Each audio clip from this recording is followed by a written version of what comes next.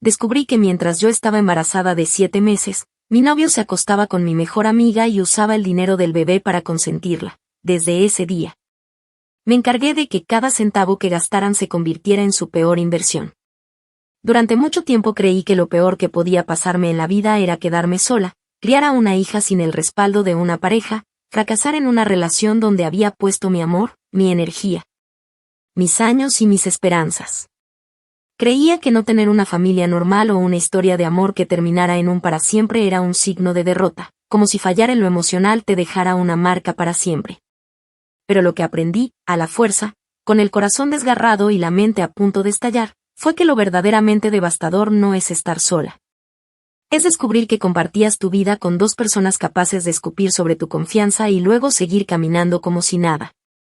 Y peor aún, darte cuenta de que una de ellas compartía tu cama, y la otra, tu historia, tus secretos, tus cumpleaños, tus lágrimas y tus risas. Yo tenía 27 años cuando me enteré de que estaba embarazada.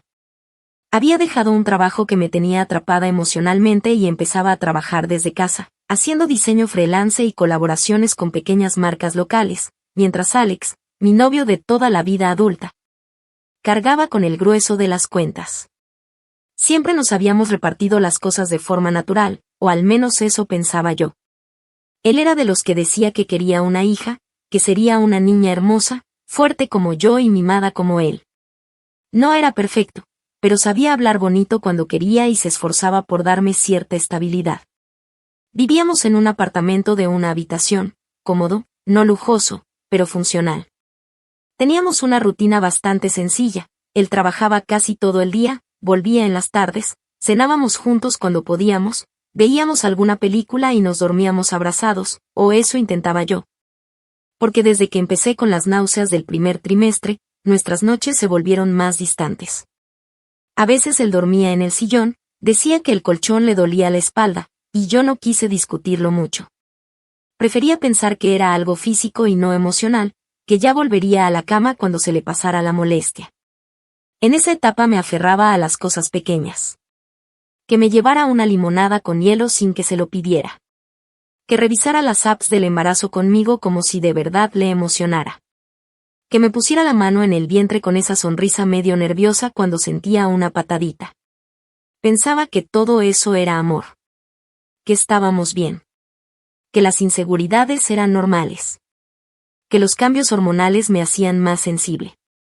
Y por eso, cuando empecé a notar ciertas cosas raras, quise pensar que estaba exagerando, que no había ninguna señal real de que algo estuviera mal. Julia, mi mejor amiga, era de las pocas personas que tenía acceso libre a mi casa. Teníamos una amistad de esas que vienen desde la universidad, cuando dormíamos en los mismos sillones incómodos después de estudiar hasta las 3 de la mañana, cuando compartíamos sándwiches porque ninguna tenía un centavo y soñábamos con que algún día seríamos exitosas y viajaríamos por el mundo. Ella era extrovertida, coqueta, de esas que entran a un lugar y se adueñan de la atención sin pedir permiso. Yo, en cambio, era más tranquila, más de quedarme callada, observar, escuchar. Tal vez por eso funcionábamos tan bien como amigas, porque nos equilibrábamos. Ella me acompañó a la primera ecografía, me tomó de la mano cuando vi el corazón latiendo por primera vez, me ayudó a armar la lista de regalos para el baby shower. Y fue la primera en comprarme un conjunto rosado para la bebé cuando supimos que era niña. Si alguien me hubiera dicho que Julia iba a romperme el corazón más que cualquier ex, me habría reído en su cara. Nunca me gustó la idea de compartir mis finanzas, pero con Alex lo hice por comodidad. Teníamos una cuenta conjunta donde depositábamos lo del alquiler, los gastos del bebé, y parte de nuestros ingresos. Era una decisión práctica más que emocional, pero con el tiempo me fui relajando. Yo me encargaba de comprar cosas como pañales, ropita, cremas para el embarazo, vitaminas. Él se ocupaba del alquiler y de pagar el seguro del carro. No éramos millonarios, pero nos alcanzaba. O eso pensaba yo. Porque hubo un punto en el que empecé a notar que el dinero se iba más rápido de lo habitual. Que los retiros en efectivo aumentaban. Que algunos gastos no cuadraban con nuestras rutinas. A veces me decía que había tenido que resolver algo rápido o que un amigo le pidió prestado, pero como confiaba en él, no hice un escándalo. Solo tomaba nota mental. Lo que no sabía era que cada pequeño detalle que me molestaba en el fondo no era una coincidencia. Que el perfume nuevo que encontré en su camisa no era una muestra que le regalaron.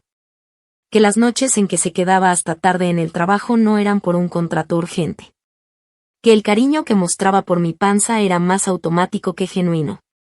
Y que el dinero que se iba de nuestra cuenta no era para pañales ni para la cuna, sino para cenas, regalos y escapadas con otra mujer, una mujer que conocía tan bien como yo a él. Pero todavía no estaba lista para enfrentar todo eso.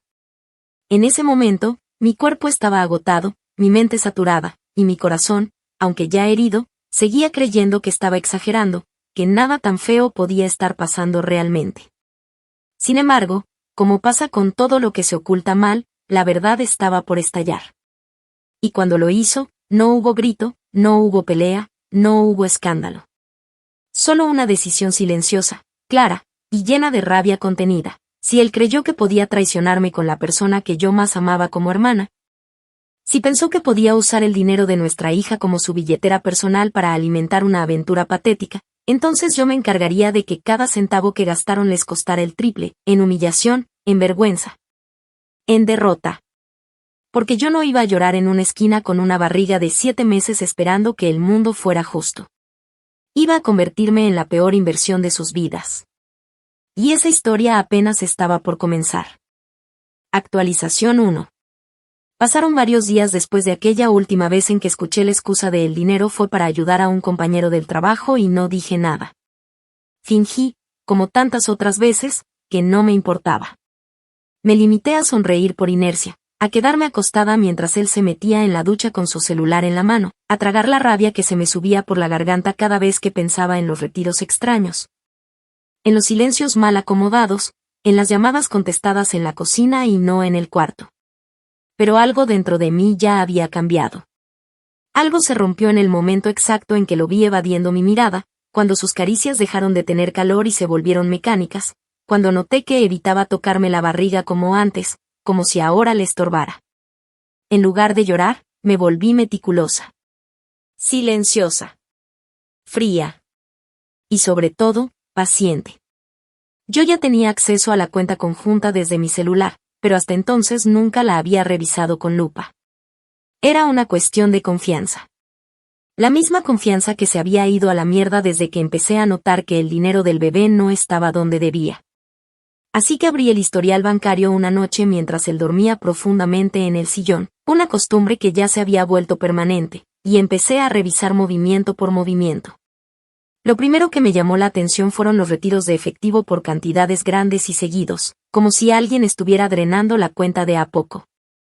Luego vi cargos a restaurantes caros que no frecuentábamos juntos, pagos a una joyería, y un gasto muy particular en un lugar que reconocí de inmediato, un Airbnb a las afueras de la ciudad. Ese sitio lo habíamos visto juntos en una ocasión, en una lista de posibles escapadas para cuando naciera la bebé. Pero no habíamos reservado nada. Aparentemente, él sí. Y ahí fue cuando me di cuenta de lo verdaderamente enfermo que era todo esto, mientras yo trataba de juntar cupones para comprar fórmula, mientras renunciaba a cafés caros y postres porque no quería gastar de más. Mientras me levantaba 3 veces por noche con calambres en las piernas y mareos constantes, él usaba ese mismo dinero para comprarle perfumes a mi mejor amiga. Porque en medio del historial de gastos encontré el nombre de una tienda donde una vez acompañé a Julia a comprarse un perfume carísimo. Era el mismo nombre que aparecía en la transacción. Solo que esta vez no fue ella quien lo pagó. Fue él. Con el dinero de nuestra hija. No recuerdo haber sentido algo como eso antes. No fue tristeza. Fue como si algo caliente y venenoso me corriera por la sangre. Y no era solo por la traición romántica. Era la humillación. La deslealtad. El descaro. El saber que mientras yo lo cuidaba, mientras me partía el cuerpo tratando de que mi hija creciera sana, él estaba metido entre las piernas de la única persona que conocía cada rincón de mi historia. Tenía que confirmarlo. Tenía que ir más allá. Así que no lo enfrenté. No aún. Lo dejé salir al día siguiente con su mochila, diciendo que tenía una reunión con un cliente importante. Lo vi tomar el auto sin saber que había puesto un AirTag dentro del asiento del copiloto la noche anterior. Me había asegurado de desactivarlo de su cuenta y vincularlo a la mía. Cuando el puntito se movió fuera de la ciudad, esperé. Esperé a que llegara a una dirección que yo ya me sabía de memoria porque estaba en el recibo del Airbnb. Esperé unos minutos más, luego revisé una vieja cuenta de redes sociales que él juraba no usar, y lo vi, una historia mal grabada, con una mano femenina sosteniendo una copa de vino, una carcajada que reconocería incluso entre mil, y la voz de él de fondo diciendo salud por nosotros. El nosotros no era conmigo. No lloré. En lugar de eso, abrí la carpeta de Google Drive donde tenía guardadas todas las capturas de pantalla, los movimientos bancarios, los correos y las fotos. Le cambié el nombre a esa carpeta. La llamé inversión fallida. Ese mismo día empecé a contactar a una abogada. No una cualquiera. Una que conocía bien los derechos de las madres, el manejo de finanzas compartidas, sobre todo, los mecanismos para rastrear fraudes y uso indebido de fondos familiares. En paralelo, bloqueé el acceso de Alex a la cuenta conjunta. No del todo, aún no, pero sí limité su tarjeta a un máximo diario de $100. Quería que sintiera que algo pasaba, pero sin entender del todo qué. Que se sintiera incómodo. Que supiera que algo no estaba bien, pero no pudiera explicarlo. Mientras él se ahogaba en paranoia y fingía que todo seguía en orden, yo empezaba a construir mi propio tablero. Porque no iba a salir corriendo. Iba a quedarme, con la cabeza fría, los ojos bien abiertos, y el corazón congelado. El objetivo no era simplemente que se sintieran culpables. No me interesaba un lo siento o un no era mi intención. El objetivo era que entendieran que no se puede jugar con la dignidad de alguien y salir impune. Que cada trago de vino, cada noche de cama ajena, cada joya pagada con mis ahorros y cada orgasmo robado detrás de mi espalda, iban a tener un precio. Uno mucho más alto del que jamás imaginaron. Y yo, con 7 meses de embarazo, ojeras, y el corazón reventado, estaba más que dispuesta a cobrárselos todos. Uno por uno. Con intereses. Actualización 2. Habían pasado poco más de 2 semanas desde que había empezado a mover mis fichas en silencio, desde que congelé parcialmente el acceso a la cuenta conjunta. Desde que Alex se quedó con una expresión perdida frente al cajero automático que le negó más de una vez el retiro que intentaba hacer. Yo no dije nada, no reaccioné a sus indirectas, no pregunté por su día ni por qué volvió a casa más temprano. Simplemente me limité a ser cortés, serena y funcional, como si mi única prioridad fuera dormir las pocas horas que me permitía la barriga o terminar los últimos detalles de la habitación de la bebé. En el fondo, sabía que él ya lo intuía. No tenía pruebas, pero sentía la presión. Lo percibía en su forma de caminar más lento por la casa, en cómo me observaba sin atreverse a preguntar, en cómo evitaba mirarme a los ojos durante la cena. Pero si Alex creía que eso era el principio del fin, se equivocaba. Era solo el calentamiento. Porque yo había empezado a preparar mi verdadera jugada meses atrás, sin siquiera saber que la necesitaría. Todo comenzó cuando decidimos abrir la cuenta conjunta, poco después de confirmar el embarazo. En ese momento, como muchos bancos lo sugieren, firmamos un acuerdo de uso compartido de fondos, un documento simple que establecía que ambos éramos responsables de cualquier retiro mayor a cierta cantidad y que, en caso de malversación, ambas partes podían solicitar una auditoría de los movimientos. Lo que él nunca supo fue que yo había pedido una cláusula adicional, redactada con ayuda de una abogada que conocí durante un taller para emprendedoras al que asistí un año antes. Aquella cláusula decía que, dado que los fondos principales provenían de mi cuenta de origen y se destinaban específicamente a gastos prenatales y de manutención, cualquier uso no vinculado directamente al bienestar del bebé podía ser motivo de disputa legal por malversación de fondos familiares. Alex firmó aquel documento sin leerlo, con su típica actitud de sí, eso es solo trámite. Y ahí selló su ruina. Volví a contactar a la abogada, y esta vez con toda la evidencia en mano, estados de cuenta, fotos, capturas de pantalla, correos, mensajes de voz y hasta facturas de regalos enviados a nombre de Julia. Ella me dijo con calma que, aunque no era un caso penal todavía, había elementos más que suficientes para iniciar un proceso de restitución. con una fuerte probabilidad de obtener una compensación económica y la pérdida total del derecho de Alex a administrar bienes compartidos. Yo le dije que no solo quería recuperar el dinero. Quería que le doliera. Que se sintiera despojado, desarmado, como me había sentido yo cuando encontré su voz en una historia ajena, celebrando una relación construida sobre la espalda de una mujer embarazada. Poco después, redactamos una carta formal de notificación, donde le explicábamos que, tras una auditoría interna, se había detectado el uso indebido de fondos familiares, que existía evidencia que vinculaba su actividad a posibles cargos civiles, y que, a fin de evitar consecuencias legales mayores, podía firmar un acuerdo de compensación.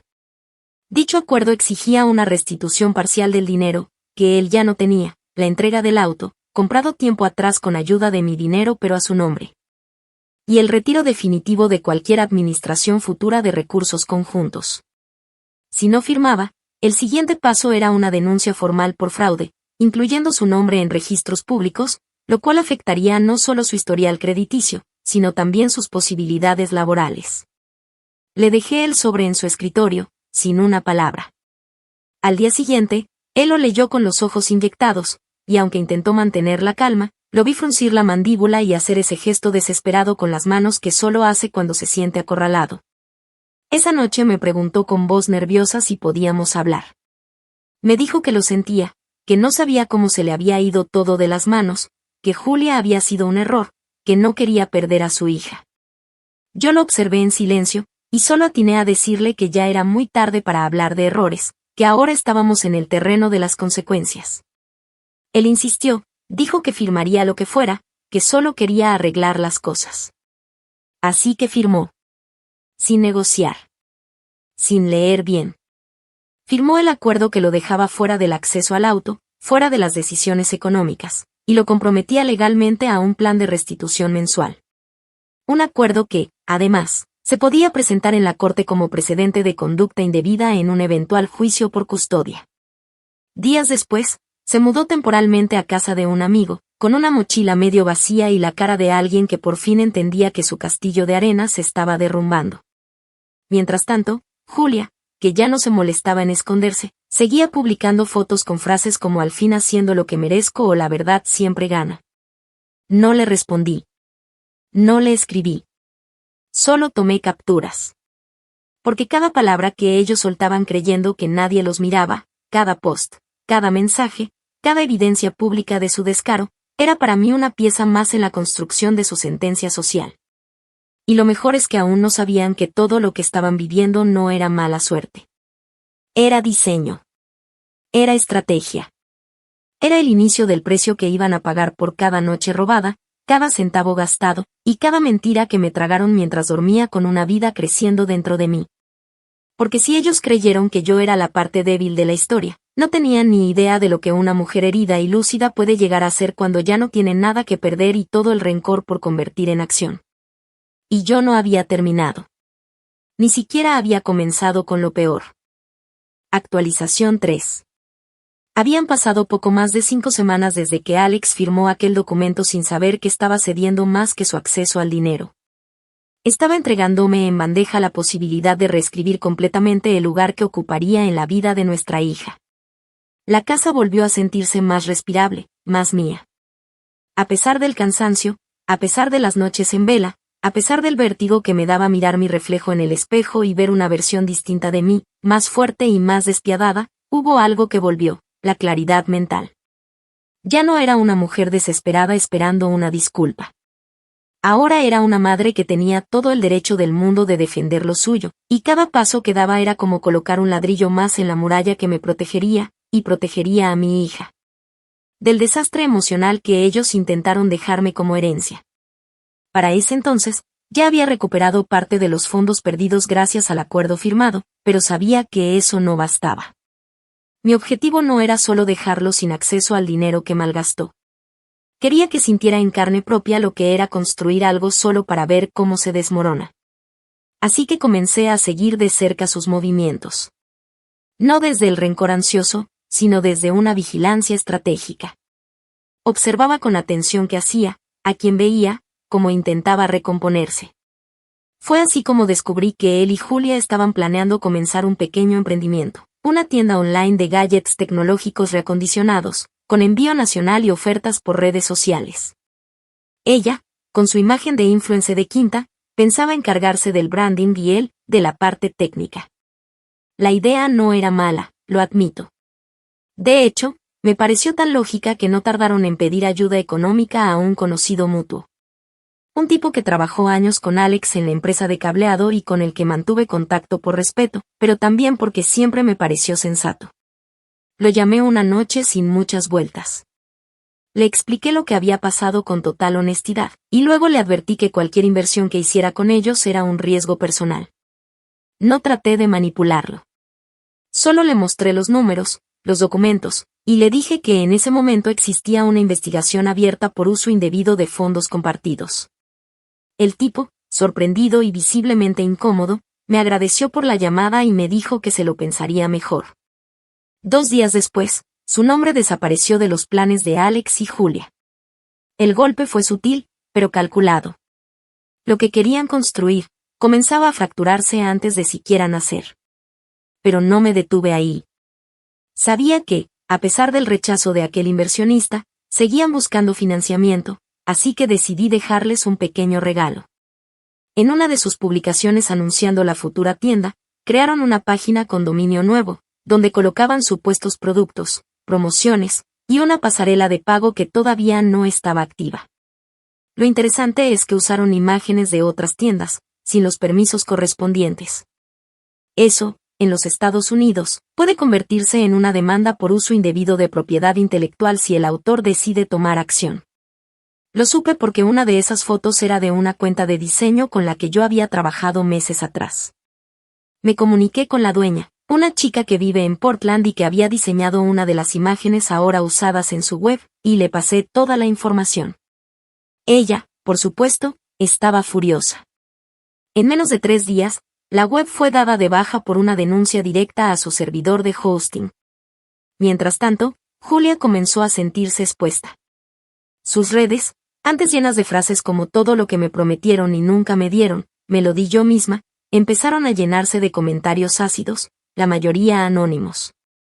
Algunos hacían referencia al robo, otros a su falta de ética. Pero ninguno venía de mí directamente. Yo no había escrito una sola palabra pública sobre lo que ocurrió. Ni lo necesitaba.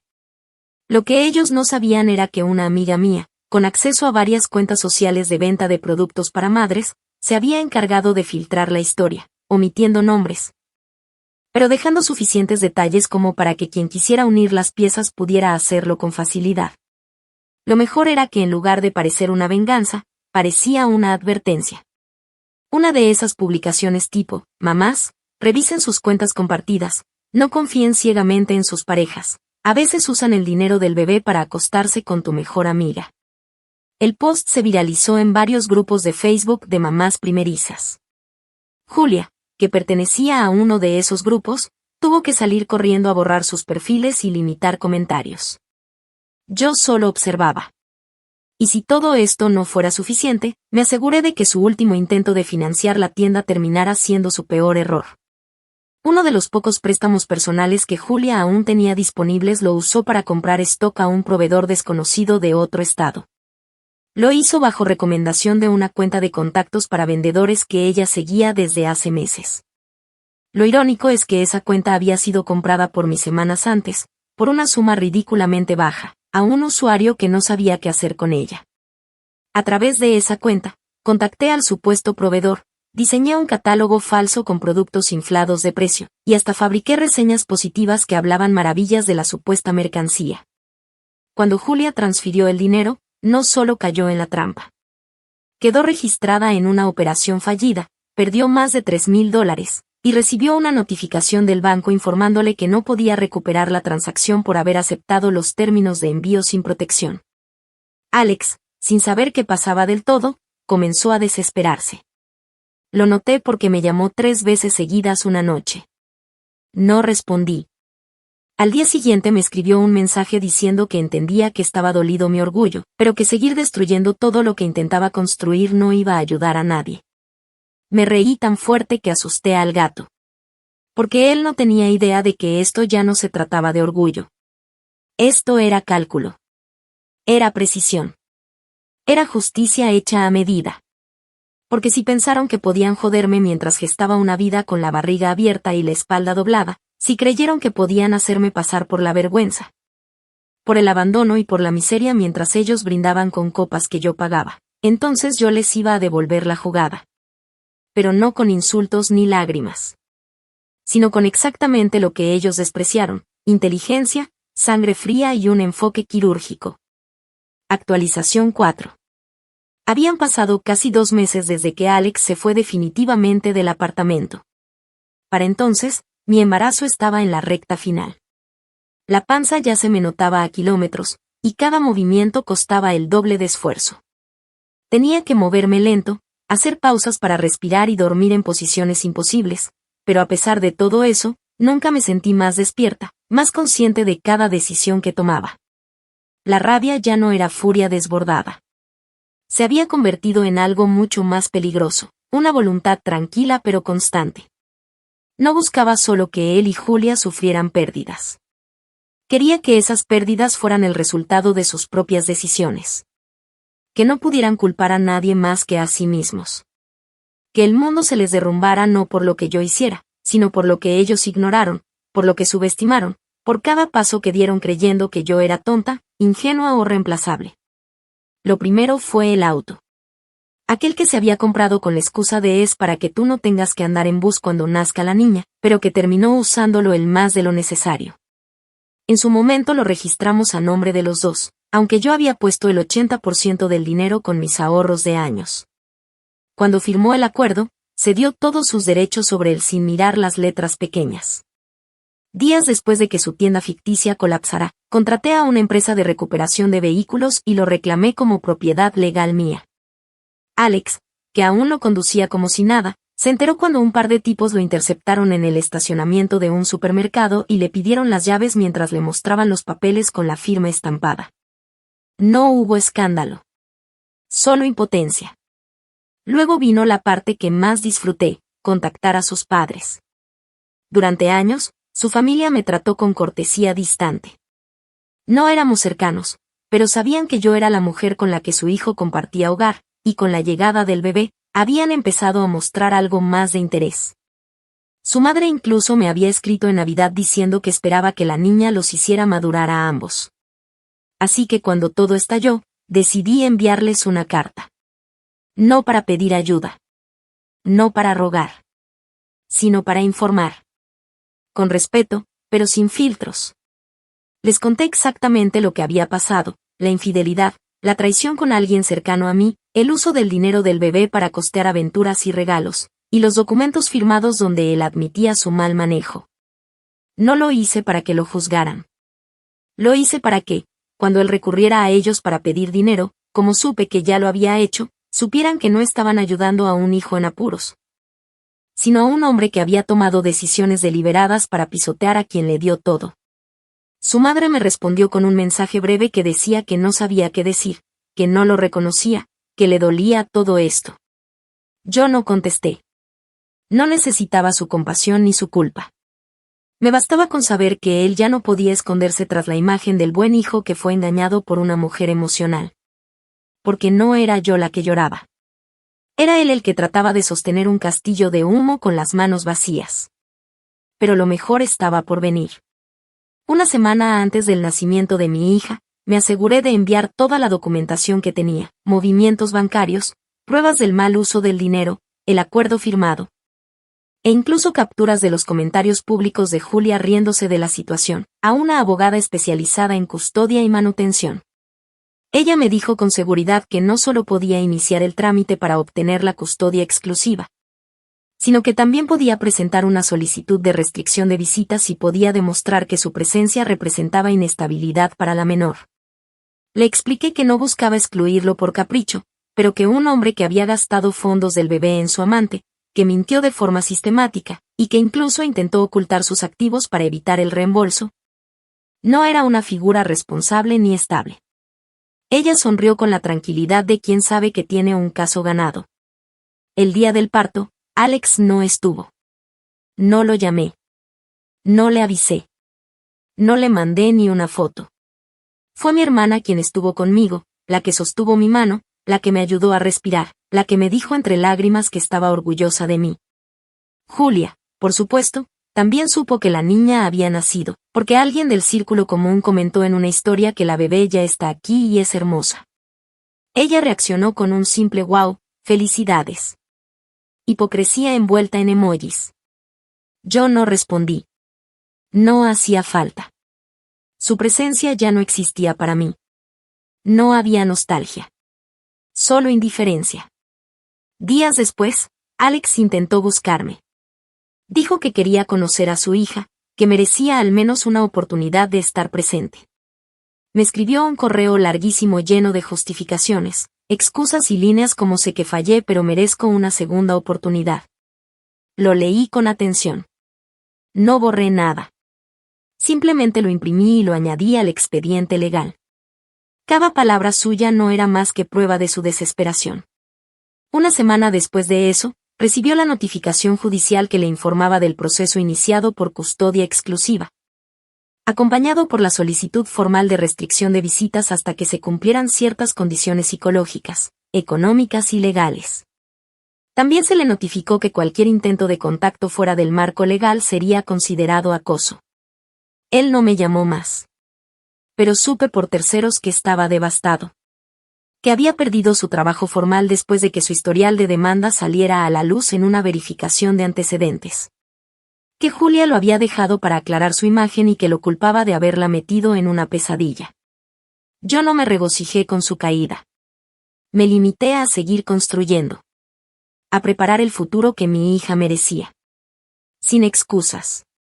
Sin mentiras.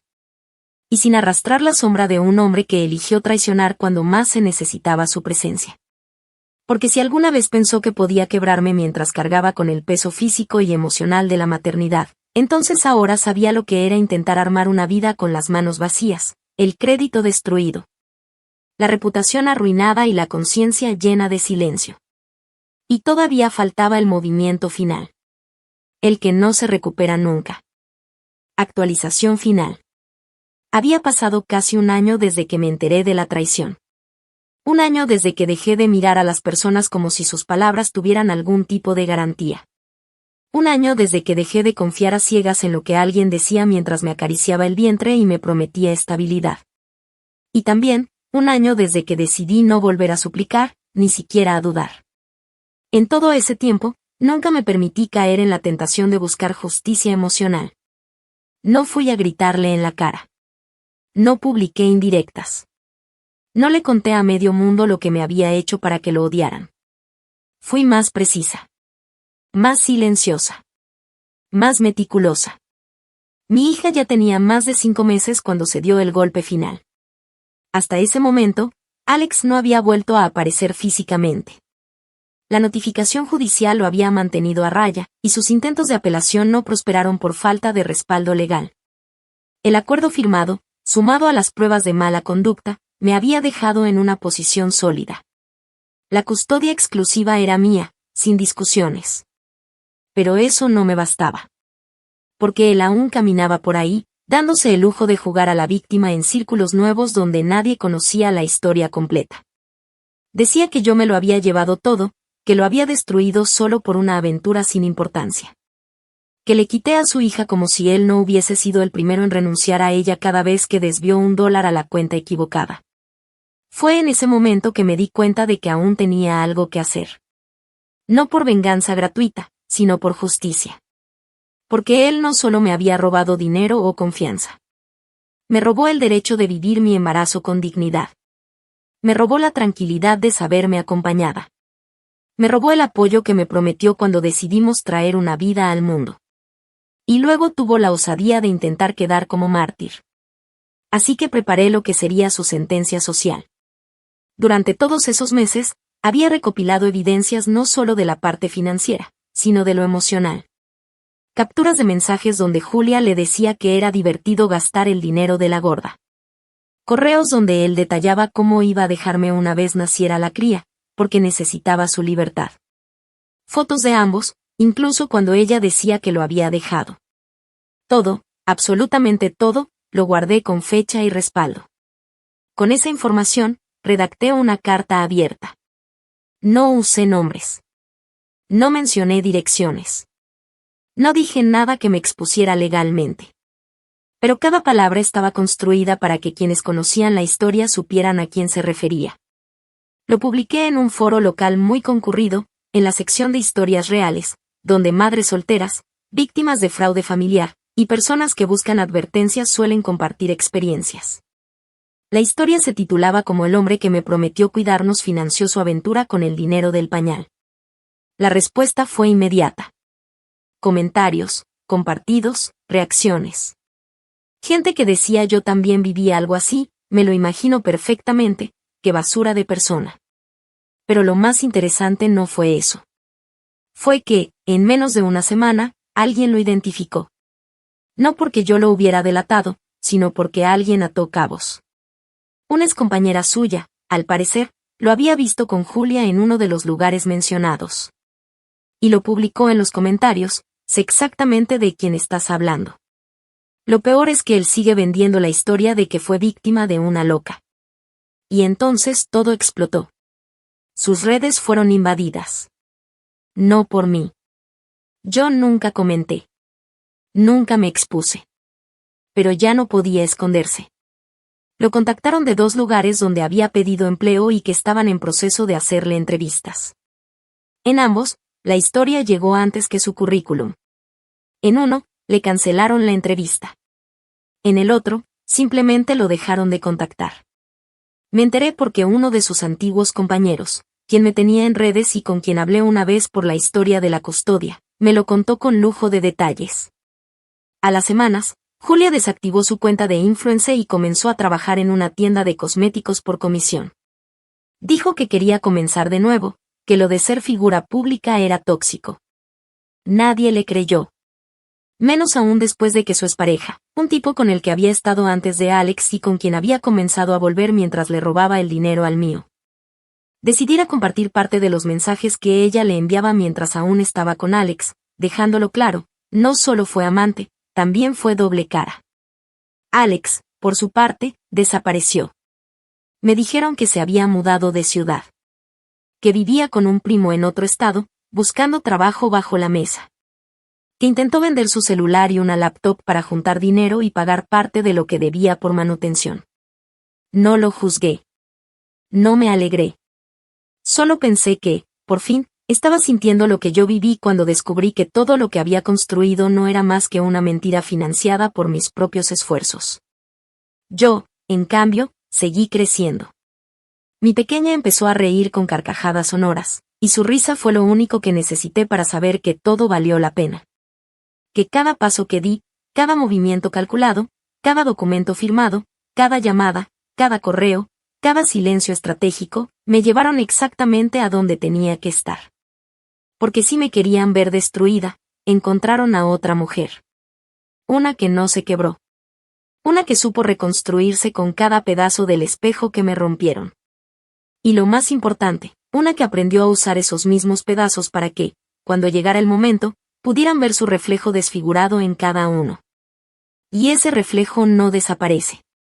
Lo seguirán viendo cada vez que intenten volver a empezar. Porque sus decisiones no solo los alejaron de mí. Los alejaron de sí mismos. Y ahora que todo lo que construyeron sobre mis ruinas se volvió polvo, solo les queda una certeza. No fue la vida la que les cobró la factura. Fui yo. Con mi silencio. Con mi inteligencia. Y con una venganza que no necesitó gritar para arrasarlo todo.